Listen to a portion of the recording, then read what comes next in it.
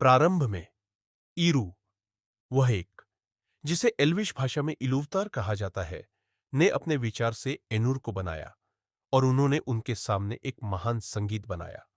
इस संगीत में विश्व की शुरुआत हुई क्योंकि इलूवतार ने एनुर के गीत को दृश्यमान बनाया और उन्होंने इसे अंधकार में एक प्रकाश के रूप में देखा और उनमें से कई इसकी सुंदरता और इसके इतिहास से मोहित हो गए, जिसे उन्होंने एक दृष्टि में शुरू होते और फैलते हुए देखा। इसलिए इलूतार ने उनकी दृष्टि को सत्ता प्रदान की और इसे शून्य के बीच स्थापित किया और विश्व के हृदय में जलने के लिए गुप्त अग्नि भेजी गई और इसे एया कहा गया। तब एनुर में से जिन्होंने इच्छा की वे उठे और समय के प्रारंभ में विश्व में प्रवेश की और यह उनका कार्य था कि वे इसे प्राप्त करें और अपने परिश्रम से उस दृष्टि को पूरा करें जो उन्होंने देखी थी।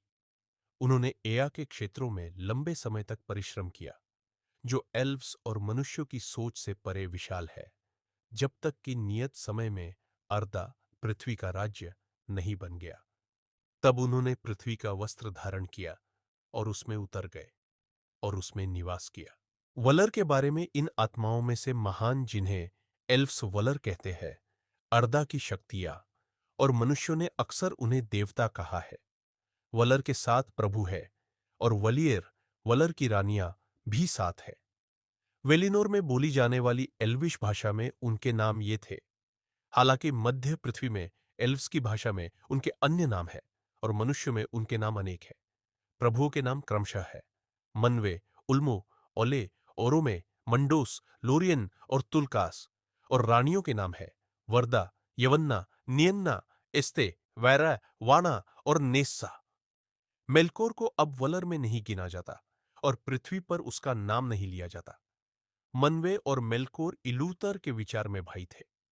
विश्व में आने वाले एनुर में सबसे शक्तिशाली शुरुआत में मेलकोर था, लेकिन मनवे इलूतार को सबसे प्रिय है और उसके उद्देश्य को सबसे स्पष्ट रूप से समझता है। उसे समय की पूर्णता में सभी राजाओं में प्रथम होने के लिए नियुक्त किया गया था, अर्दा के राज्य का प्रभु और उसमें निवास करने वाले सभी का शासक। अर्दा में उसकी प्रसन्नता हवाओं और बादलों में है और हवा के सभी क्षेत्रों में, ऊंचाइयों से लेकर गहराइयों तक, अर्दा के घूंघट की सबसे दूर की सीमाओं से लेकर घास में बहने वाली हवाओं तक। उसे सुलिमो उपनाम दिया गया है, अर्दा की श्वास का प्रभु।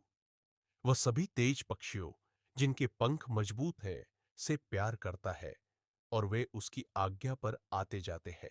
मनवे के साथ वर्दा रहती है, तारों की महिला, जो एया के सभी क्षेत्रों को जानती है। मनुष्यों या एल्व्स के शब्दों में उसकी सुंदरता को व्यक्त करना बहुत बड़ा है, क्योंकि इलूतार का प्रकाश अभी भी उसके चेहरे में रहता है। प्रकाश में उसकी शक्ति और उसकी खुशी है। वह एया की गहराइयों से मनवे की सहायता के लिए आई, क्योंकि वह मेलकोर को संगीत बनाने से पहले से जानती थी और उसे अस्वीकार कर दिया, और उसने उससे नफरत की और उसने उससे उन सभी से अधिक डरा जिन्हें ईरू ने बनाया था।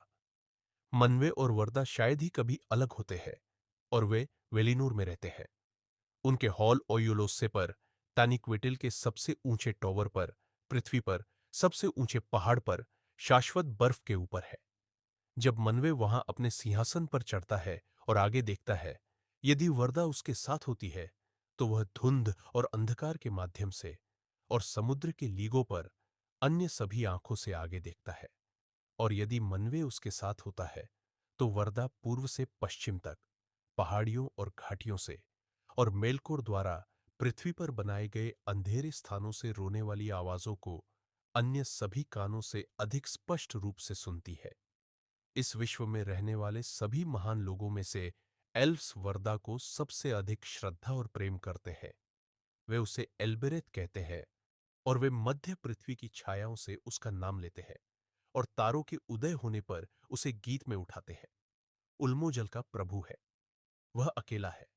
वह कहीं भी लंबे समय तक नहीं रहता, बल्कि पृथ्वी के चारों ओर या पृथ्वी के नीचे सभी गहरे पानी में अपनी इच्छा से चलता है। वह मनवे के बाद शक्ति में दूसरे स्थान पर है और वेलिनोर बनने से पहले वह उसके सबसे करीबी मित्र थे। लेकिन उसके बाद वह वलर की परिषदों में शायद ही कभी जाता था, जब तक कि बड़े मामले बहस में न हो, क्योंकि वह सभी अर्दा को विचार में रखता था और उसे किसी भी आराम स्थान की आवश्यकता नहीं है। इसके अलावा वह जमीन पर चलना पसंद नहीं करता और शायद ही कभी अपने साथियों की तरह शरीर में वस्त्र धारण करेगा। यदि ईरू के बच्चे उसे देखते तो वे बहुत डर जाते, क्योंकि समुद्र के राजा का उदय भयानक था, जैसे एक बढ़ती हुई लहर जो जमीन की ओर बढ़ती है, काले हेलमेट के साथ झाग से सजी और चांदी से हरे रंग की छाया में चमकती हुई मेल की पोशाक। मनवे की तुरहिया ऊंची है, लेकिन उल्मों की आवाज समुद्र की गहराई की तरह गहरी है, जिसे केवल उसने देखा है।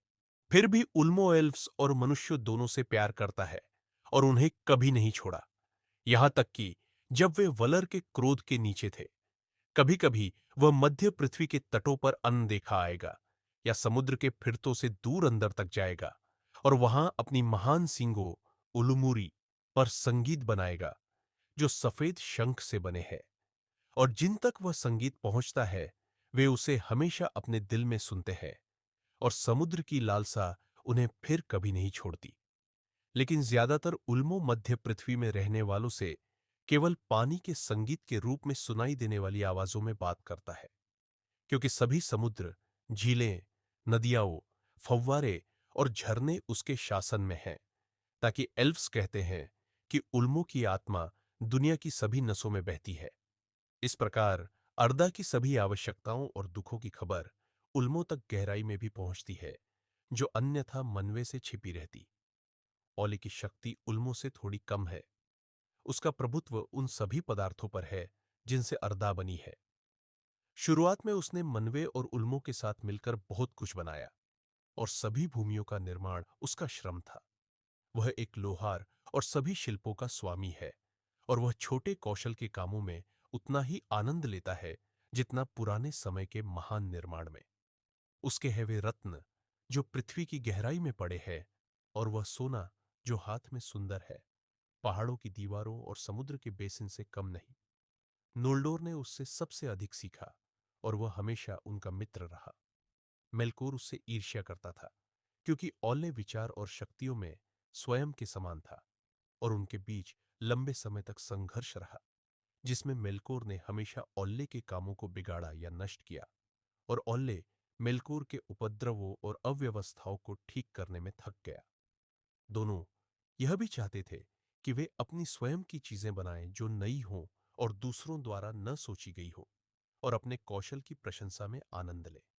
लेकिन ओल्ले इरू के प्रति वफादार रहा और अपने सभी कार्यों को उसकी इच्छा के अधीन कर दिया, और वह दूसरों के कामों से ईर्ष्या नहीं करता था, बल्कि सलाह मांगता और देता था। जबकि मेलकोर ने अपनी आत्मा को ईर्ष्या और घृणा में बिताया, जब तक कि अंत में वह दूसरों के विचार की नकल करने के अलावा कुछ नहीं बना सका, और यदि वह कर सकता तो उनके सभी कामों को नष्ट कर देता। फिएंट्री आत्माओं के स्वामी भाई है और उन्हें अक्सर मंडोस और लोरियन कहा जाता है। फिर भी ये सही मायने में उनके निवास स्थानों के नाम है और उनके वास्तविक नाम